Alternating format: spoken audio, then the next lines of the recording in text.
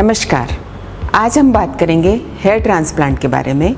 Hair transplant किस तरीके से आपकी लाइफ को ट्रांसफॉर्म कर सकता है और आपके जीवन में खुशियाँ ला सकता है। इसके लिए हम देखेंगे एक पेशेंट को। ये सज्जन जब हमारे पास आए थे तो ये अपनी लाइफ में परिवर्तन चाहते थे। ये अपने बालों से नाखुश थे। फ्रंट में तो इनके कुछ बाल दिख भी रहे थे, लेकिन जब हम टॉप व्यू इनका देखेंगे तो देखेंगे काफ़ी हद तक थिनिंग हो चुकी है। फ्रंट में कुछ हेयर है, मिड स्कैल्प में काफ़ी थिनिंग है, और ये जो क्राउन है ये तो करीब करीब खाली हो चुका है। तो काफ़ी बड़ा एरिया जो टेम्परेरी जोन होता है हमारा मेल पैटर्न बॉल्डनेस का, वो इनका करीब करीब चले गया है और ये एंड्रोजेनेटिक एलोपेशिया ग्रेड 5 की तरफ अग्रसर है। साइड व्यू से जब देखेंगे तो काफ़ी रिसेशन दिखता है फ्रंटो टेम्पोरल ट्रायंगल का। इसी तरीके से दूसरा व्यू होना चाहिए था बालों को यहाँ पर, इस तरीके से इनकी हेयर लाइन होनी थी और टेम्पोरल ट्रायंगल होना था यहाँ पर, लेकिन बाल रिसीड होकर चले गए पीछे और इसी से सारा डिफेक्ट क्रिएट हुआ है। क्राउन भी काफ़ी हद तक चले गया है। तो यदि हम इस केस को एनालाइज करें, इसकी स्टडी करें, तो देखेंगे कि कौन कौन से इम्पॉर्टेंट एरिया हैं जिन पे हमें कॉन्सेंट्रेट करना है और जिन्हें रिकंस्ट्रक्ट करना है। तो सबसे इम्पॉर्टेंट था एक हेयर लाइन जोन जिसे हमें नेचुरली क्रिएट करना था, फिर फ्रंटल एरिया, टेम्पोरल ट्रायंगल को भी रिबिल्ड करना था, मिड स्कैल्प में डेंसिटी बढ़ानी थी और क्राउन को भी रिकंस्ट्रक्ट करना था।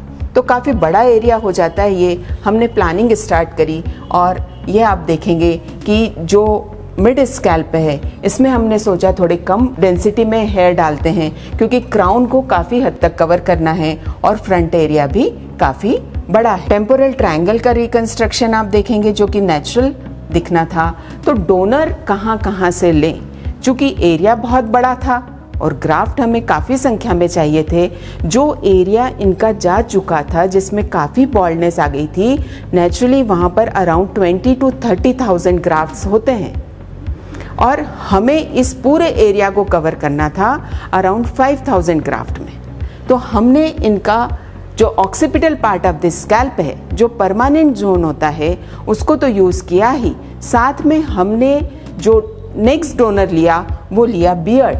सो बियर्ड हेयर ग्राफ्ट्स डेफिनेटली उनका थोड़ा कैरेक्टरिस्टिक डिफरेंट होता है, लेकिन जब स्कैल्प हेयर ग्राफ्ट के साथ उनको मिक्स करके डालते हैं तो बहुत अच्छा वॉल्यूम देते हैं, डेंसिटी भी अच्छी आती है।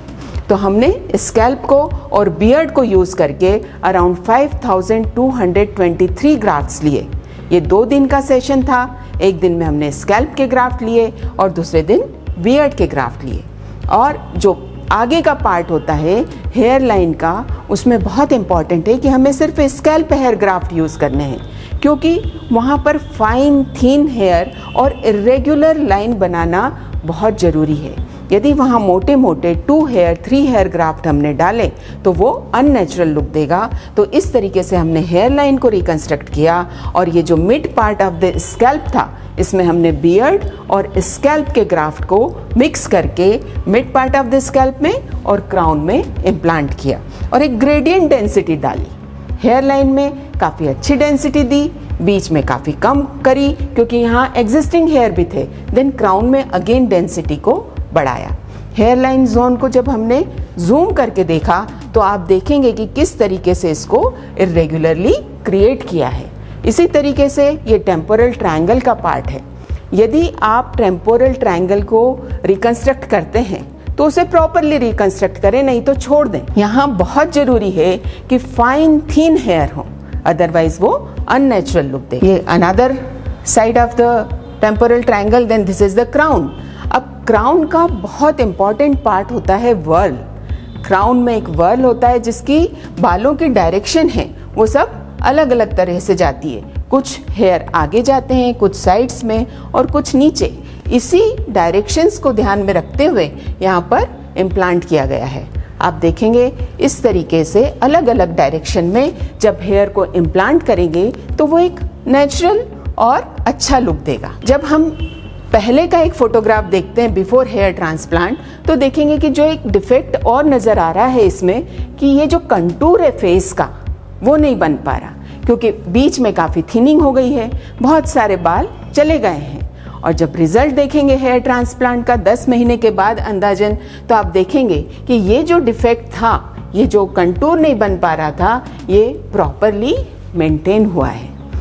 तो आप देखेंगे किस तरीके से ये लाइफ में एक चेंज लाता है। हेयर ट्रांसप्लांट यदि सही तरीके से किया गया है, आपकी टोटल पर्सनालिटी जो है वो चेंज हो जाती है, सिर्फ फ्रंट पार्ट से ही नहीं। यदि हम टॉप व्यू से देखेंगे तो यहाँ भी देखेंगे कि जो हमने ग्राफ्ट लगाए थे वो किस तरीके से, साइड व्यू आप देखिए, साइड व्यू में टेम्पोरल ट्रायंगल को जो रिकंस्ट्रक्ट किया है, बिल्कुल फाइन हेयर लगाकर नेचुरल लुक दे रहा है। Another view, right side and the left side both, and this is the crown. अब देखिए आप क्राउन, चूंकि क्राउन में सारे बाल अलग अलग डायरेक्शन में जाते हैं, यहाँ की डिमांड बहुत ज़्यादा होती है। हमें बहुत सारे ग्राफ्ट यहाँ इम्प्लांट करने पड़ते हैं पूरे कवरेज को शो करने के लिए। तो ये काफ़ी हद तक कवर हो गया है, बीच में हल्की सी थिनिंग बाकी है। इसके लिए यदि ये चाहते हैं तो कुछ 1 आध साल बाद ट्रांसप्लांट फिर किया जा सकता है। Otherwise patient was very happy after 10 months of the result.